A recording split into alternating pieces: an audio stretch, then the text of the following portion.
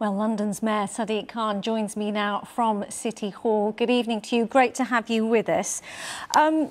A significant moment for London, and cleaner air is one of your flagship policies. And you have talked a lot about the health benefits, the statistics and the research, including on this programme. So rather than list those all again, now that ULEZ is here, I wonder if I can talk to you about implementation, because we just heard there areas refusing cameras on their land, the signage on their land. We've had legal challenges. Do you think 9 months was long enough for what is now the largest pollution charging zone in the world? Well, I first embarked on this journey back when I was running to be mayor for the first time in 2016. I was quite clear in relation to the mandate I was asking for to be a green mayor for London in 2017. We had the precursor to the ULEZ in central London, the T-charge, in 2019. The ULEZ in central London, and we've seen the benefits of that in relation to reducing air pollution. A third fewer children been admitted to hospital with air pollution related illnesses. We expanded to in London in 2021 a further reduction in air pollution by 21%. Children going to 1,400 schools benefiting from clean air. But in outer London, we're not seeing the same sorts of benefits. The 10 boroughs with the biggest numbers of premature deaths are all in outer London. But also we know that 2/3 of Londoners with respiratory issues like asthma live in outer London. So we spent a lot of time last summer consulting Londoners. I announced last November my decision to expand ULEZ. In January, I announced the biggest scrappage scheme this country's ever seen, particularly focusing on low-income families, on those who are disabled, on micro businesses employing less than 10 people and charities. Because I've been listening, in July, every single family in London who receives child benefit was receiving support, and I've announced over the last month, sorry to interrupt you. every single Londoner receives support. Mr. Khan, I'm talking about the 9-month lead time. Does that feel too short? I hear what you're saying. But there's something to be said, isn't there, about bringing people with you when you're making such a major change. And I know that you expanded the scrappage scheme, as you said, to all Londoners, but that was with only 8 days to go until it came into force. To some, it felt a little bit last minute. Some people are waiting months to retrofit their vehicles. There are questions around the transport infrastructure in outer London. So it's about bringing people with you rather than people questioning whether or not we should have clean air. Well, let me deal with each of your points, if I may.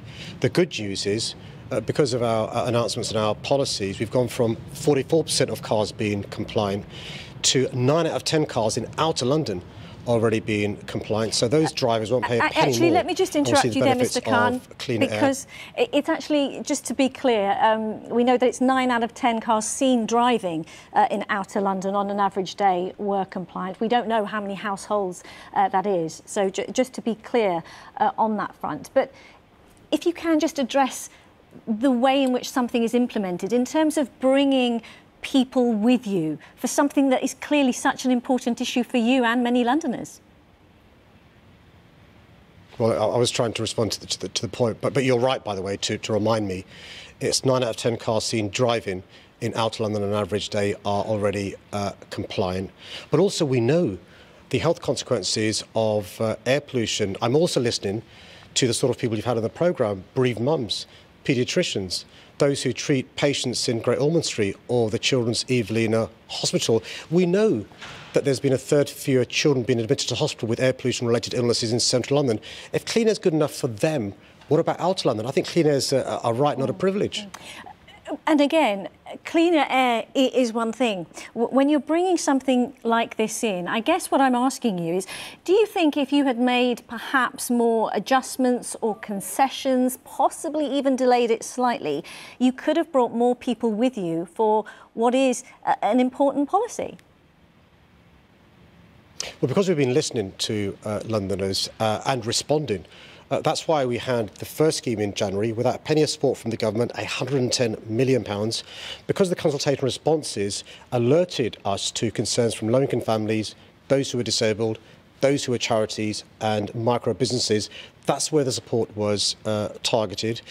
We've now got a super loop in outer London, 4 million kilometres of 10 routes across outer London, an additional 1 million kilometres of further bus improvements, but also making sure there's more support for those who need it. No one's disputing that the Superloop will be, you know, advantageous for people in outer London, but that rollout's still being worked on, and you know, some of it won't be completed until next year. I think it's May, you said, next year. So again, some of these things are happening after the expansion to the whole of London of ULEZ is coming in, and I guess that was my question. Perhaps getting all these things in a row first and then expanding, it would have taken more Londoners with you. Well, as we've seen from your programme, a lot of Londoners are with me, but we've already seen improvement in public transport in outer London. The Elizabeth line, improvements in the Piccadilly line, the Docklands Light Railway, the overground services in London, the new Bark and Riverside extension, extensions and additional frequency of buses in outer London. But I've also got to listen to those bereaved mums, those paediatricians, those clinicians in Great Ormond Street, those clinicians in Children's Evelyn Hospital. Look, I know there's evidence of the consequences of air pollution. I know there's evidence that ULEZ works. I can't stand idly by. OK. And today, of course, is day one of ULEZ, you know, a significant day, as I've said before. Can I just look ahead just before we leave you? Because you said this weekend that paying per mile road charging is not on your radar, it's not on your agenda. So is that something that perhaps you're willing to guarantee here and now if you were to win a third mayoral term? Because I know that expanding ULEZ to all London boroughs wasn't in your last manifesto.